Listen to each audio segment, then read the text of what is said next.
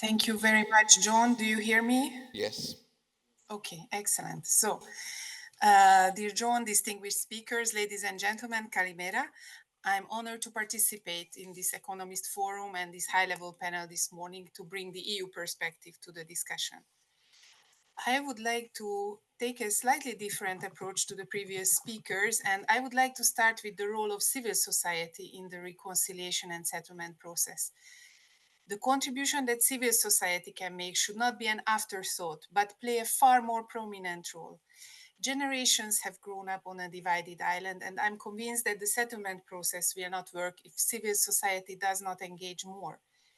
At the same time, civil society will engage more if its contribution is sought in a structured way and it operates in an enabling environment. Civil society has a crucially important role in building confidence and creating conditions conducive to Cyprus reunifications. There are many bright spots, but there are many bright spots, but civil society organizations are not yet a driving force in Cyprus.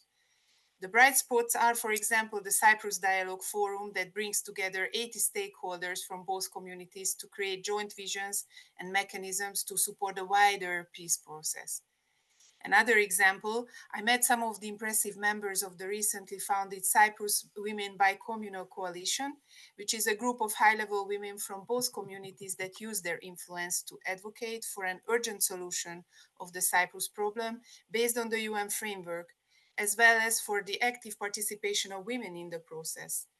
Their civic engagement sets an example, and I would also like to thank Anita Demetriou for her efforts to strengthen the role of women in decision-making. I also met many civil society organizations from both communities that implement projects together in a bicommunal way because they realize that they have more impact if they work together. We need more such initiatives. Civil society organizations should also become engaged in discussing the issues that are part of negotiations.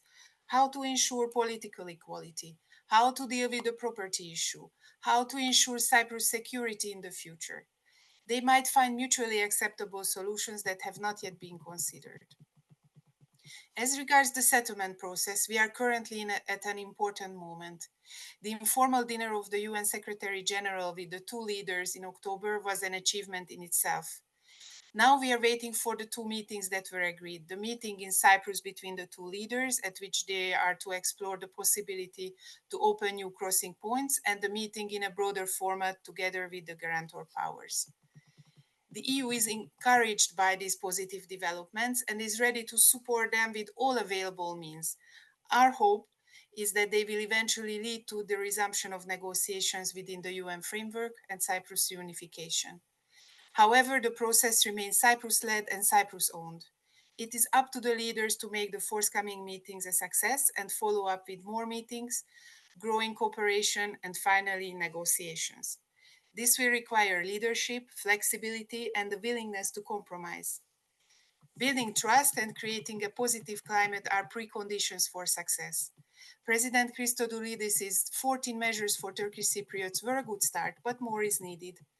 For example, agreement on the opening of new crossing points would be a great signal, as well as concrete contribution to improving life on the island for both communities.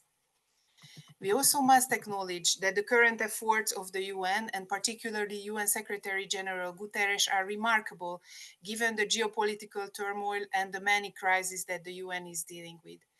These efforts did not start just recently, but in January when the UN Secretary General appointed his personal envoy on Cyprus.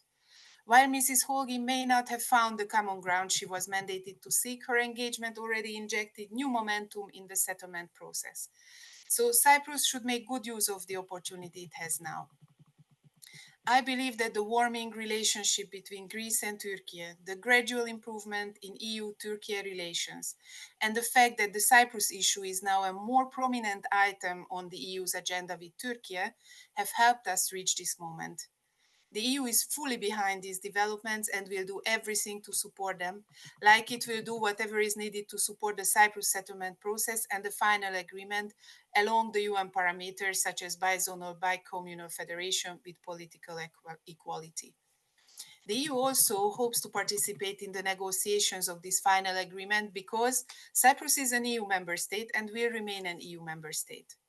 In particular, the European Commission has the expertise to ensure that the negotiated agreement complies with the body of EU law. Hopefully, we will look back one day and see that the new process that finally led to Cyprus reunification started in 2024. I would also like to stress once again that we will need civil society's support for this. Thank you very much.